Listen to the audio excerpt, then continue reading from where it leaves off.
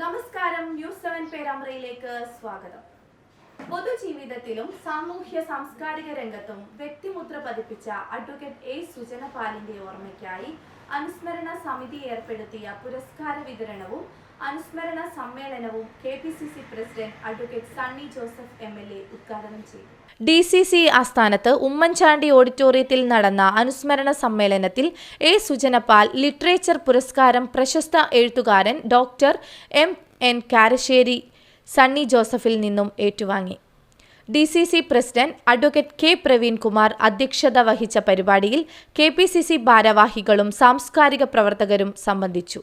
സ്വാതന്ത്ര്യ സമര സേനാനിയും മുൻ MLAയുമായിരുന്ന പിതാവ് A ബാലഗോപാലിന്റെ പൈതൃകം മുറുകെ പിടിച്ച സുജനപാൽ കേരള വിദ്യാർത്ഥി യൂണിയനിലൂടെ തുടക്കം കുറിച്ച രാഷ്ട്രീയ ജീവിതം ഗുരുവായൂരപ്പൻ കോളേജ് ചെയർമാൻ, KS ജില്ലാ president, Calicut university syndicate member, youth Congress ജില്ലാ president, DCC president, KPCC general secretary, MLA, മന്ത്രി തുടങ്ങി വിവിധ കൈവഴികളിലൂടെ ഒഴുകിപ്പടർന്ന ശരാശരി രാഷ്ട്രീയക്കാരനിൽ നിന്ന് ഏറെ വ്യത്യസ്തമായിരുന്നു അദ്ദേഹത്തിൻ്റെ ചിന്തകൾ.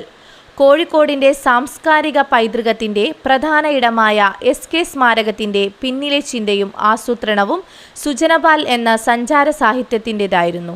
രാഷ്ട്രശില്പി നെഹ്റുവിൻ്റെ ആശയങ്ങളിൽ ഗവേഷണം നടത്തുകയും സമൂഹത്തോട് നെഹ്റുവിയൻ ചിന്താധാരയോട് അടുപ്പിച്ചു നിർത്തുകയും ചെയ്ത വ്യക്തിത്വമായിരുന്നു അദ്ദേഹമെന്ന് അഡ്വക്കേറ്റ് സണ്ണി ജോസഫ് അനുസ്മരിച്ചു. വീട്ടിലേക്ക് പോയത് ഒരു ഓട്ടോറിക്ഷ പിടിച്ചാണ് എന്നത് സുജനപാലിന്റെ വ്യക്തിത്വത്തിന്റെ മഹത്വം, അദ്ദേഹത്തിന്റെ വിനയത്തിന്റെയും ലാളിത്യത്തിന്റെയും ശരിയായ ഉദാഹരണമായിട്ടെന്ന് മാധ്യമങ്ങൾ നമുക്ക് പറഞ്ഞു തന്ന ഒരു കാര്യം തന്നെയാണ്. അങ്ങനെ ലാളിത്യമായി അദ്ദേഹത്തിന്റെ നിറഞ്ഞ പുഞ്ചിരി എപ്പോഴും ആളുകളെ ആകർഷിക്കുന്ന ആ സൗഹൃദ മനോഭാവം പ്രകടമാക്കുന്ന നിറഞ്ഞ പുഞ്ചിരിയായിരുന്നു. വളരെ KPCC ജനറൽ സെക്രട്ടറിമാരായ advocate PM Niyas, K Jayan, Kerala state housing federation chairman KC Abu, Sandeep Warrier, doctor Arsu, MP Suryadas, K Balanarayanan, MP Abdurahman, advocate M Rajan, Kandiyil Gangadharan തുടങ്ങിയവർ ആശംസകൾ